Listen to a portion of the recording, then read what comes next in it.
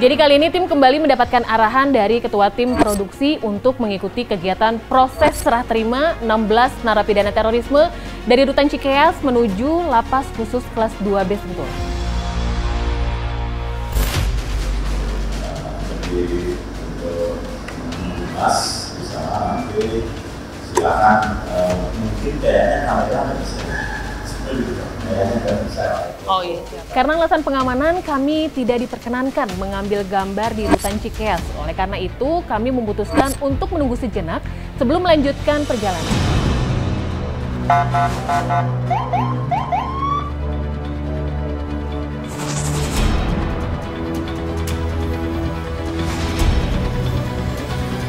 Dan setibanya di Lapas Sentul, saya sempat kebingungan. Kedua kameramen tiba-tiba hilang. Ilham mana ya, Pak?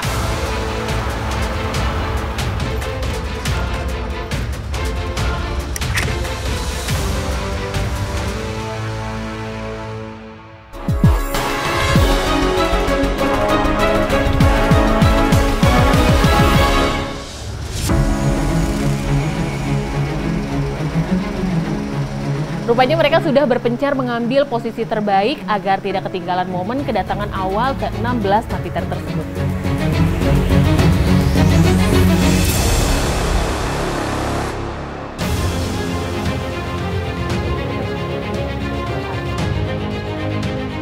Ini ruang pengarahan. Ya, nanti dikumpulin di sini, diarahin semua. Setelah itu mereka akan ada pemeriksaan kesehatan di sini. Oke. Kalau udah baru ada prosesi SOP sesuai aturan apa supaya tetap rapi kondisi. Oh ya, berarti kita langsung aja kali ya.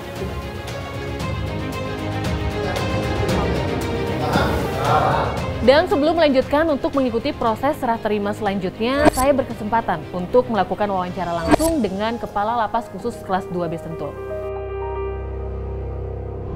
Ya, Bapak izin bertanya Pak, kalau kita boleh tahu kriteria seperti apa sih Pak untuk di Lapas Sentul ini sendiri untuk menerima mereka narapidana terorisme yang di luar dari Lapas Sentul?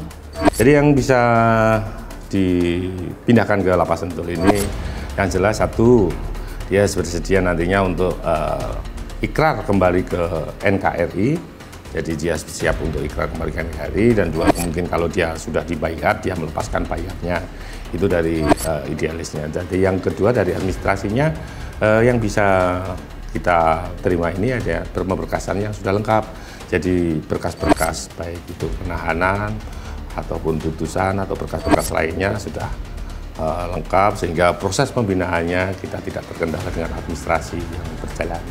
Kita boleh tahu nggak sih Pak, kesiapan sebelumnya di Lapas Sentul ini dari segi fasilitas, dari segi pengamanannya itu apakah sudah terlaksana dengan baik atau lengkap begitu Bapak? Tentang fasilitas, tentang sarana-prasarana kita memang ada persiapan khusus. Jadi macam CCTV, rolling door, karena kita semua pakai alat-alat pakai elektronik, jadi kita harus cek satu persatu. Jadi untuk kesiapan keamanan itu juga sangat mendukung. Jangan sampai nanti begitu datang warga binaan baru, alat-alat itu tidak mendukung. Jadi kita cuma sudah ada maintenance, ada perbaikan untuk kelengkapan itu. Dan kita juga didasari pada MOU pertama dengan BNPT yang ada tahun 2014 ya, kalau salah 2014. Itu kan ada MOU-nya yang pertama kali, dan yang terakhir itu MOU-nya saya membaca itu tanggal 15 bulan 11 tahun 2023, tapi MOU-nya sama, diperbarui lagi. Nah, di dalam MOU itu ada turunan menjadi perjanjian kerjasama. Di dalam situ sudah termaktub bahwa di situ ada juga tentang bagaimana pengamanan di lapas ini. Jadi kita setelah di perjanjian kerjasama itu, tujuan dari Lapas Sentul ini adalah tentang administrasi pembinaan. Jadi kalau kita didukung juga tentang keamanannya itu didukung juga oleh Densus 88. Tapi itu di luar. Tapi kalau intern kita yang tentang Lapas Sentul ini kita sudah siap secara personal, kita sudah melaksanakan SOP-nya tentang pengamanan, bagaimana tiap hari kita laksanakan. Menambah kewaspadaan jelas, tapi itu sudah menjadi tugas keseharian kita.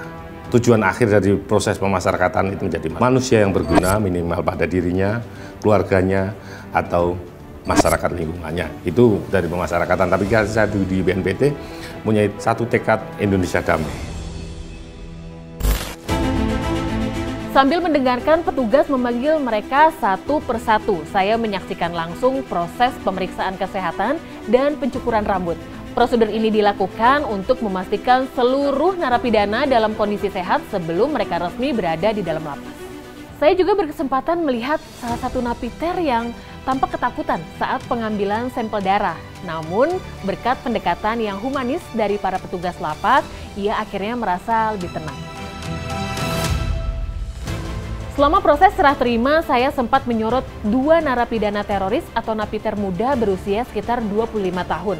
Untuk itu, saya berinisiatif mewawancarai Kepala Subdirektorat Pembinaan di dalam lapas khusus teroris guna menanyakan apakah ada program pembinaan khusus yang ditujukan bagi para napiter muda tersebut.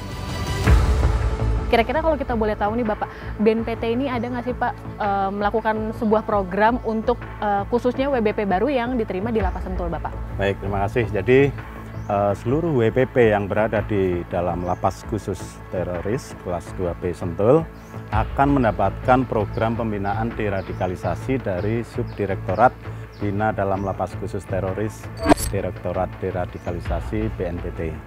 Nah, mereka akan mendapatkan pembinaan 4 bidang. Yang pertama, pembinaan bidang agama, kemudian bidang wawasan kebangsaan, kemudian bidang psikologi, kemudian bidang kewirausahaan. Kemudian ada satu lagi yaitu vokasional. Vokasional itu ada tiga jenis pelatihan. Yang pertama adalah pelatihan tukang atau kayu, kemudian pelatihan otomotif, dan pelatihan menjahit. Kita laksanakan keseluruhan pembinaan tersebut di BLK BNPT. Bapak yakin nggak sih Pak mereka akan bisa menjalani dengan baik? Sangat yakin, kami sangat yakin sekali. Kenapa? Karena memang ini satu keterampilan, satu soft skill yang mana kemudian nanti ketika mereka setelah selesai menjalani masa pidana, kembali ke masyarakat, semua pembekalan yang kita berikan pada saat di lapas khusus bisa mereka terapkan di masyarakat nantinya. Nah, lalu berikutnya ada juga nih Pak yang menyorot kami juga tadi, ternyata ada 1, 2 atau 3 orang yang memang narapidana terorisme ini berusia 25 tahun Pak, karena cukup muda. Ada nggak sih Pak mungkin pembinaan khusus nih bagi mereka yang muda ini, atau ternyata sama aja mungkin pembinaannya? Dari sisi pelaksanaan, mereka akan mendapatkan pembinaan dan materi serta mentor atau narasumber yang sama, Mbak. Jadi dari usia saya pikir tidak ada perbedaan atau layanan khusus terkait dengan perbedaan usia tersebut. Meskipun kami belum berhasil mewawancarai langsung para napiter muda tersebut, namun kasus-kasus yang melibatkan anak muda dalam aksi terorisme merupakan fakta nyata yang patut menjadi perhatian. Ada beberapa contoh berikut menggambarkan bagaimana keterlibatan mereka terjadi. Yang pertama ada Iqbal Ramdoni, seorang alumni muda dari Lapas Sentul yang awalnya hanya berniat memberikan bantuan, namun ia kemudian menyadari bahwa tindakannya dilakukan dengan cara yang melawan hukum dan pemerintah secara ilegal. Akibatnya ia harus menjalani 3 tahun masa tahanan dan melewatkan masa muda di balik jeruji. Terdapat juga 3 napiter muda asal Jawa Tengah yang pernah bergabung dengan ISIS. Mereka sempat dideportasi dan harus menjalani hukuman di Lapas Sentul. Namun kini ketiganya telah kembali ke tengah masyarakat dan beralih profesi menjadi pengusaha di bidang kuliner dan juga seni. Untuk membentengi diri, kami punya beberapa tips yang bisa Sobat Damai lakukan sebagai langkah pencegahan terhadap paham intoleransi dan juga radikalisme. Yang pertama, kalian bisa perdalam literasi digital. Lalu berikutnya ada tanamkan toleransi. Yang ketiga ada perkuat ideologi kebangsaan dengan kenalkan Pancasila dan sejarah bangsa. Lalu berikutnya ada bangun ruang dialog sehat. Buka ruang untuk diskusi, bukan doktrin sepihak. Lalu yang kelima ada pantau media sosial secara bijak, awasi dan bukan awasi berlebihan. Proses serah terima pun selesai dan mereka juga harus kembali bertanggung jawab atas apa yang diperbuatnya. Kita ini adalah generasi pembawa perubahan. Jangan biarkan kebencian dan intoleransi memecah belah kita. Jadilah pemuda yang kritis, terbuka, dan berani berdialog. Bangun masa depan dengan semangat persatuan, dengan menghargai dan cinta damai. Ingat, kekuatan kita ada pada pendidikan. Untuk itu, mari kita terus menjadi cahaya harapan untuk bangsa dan dunia.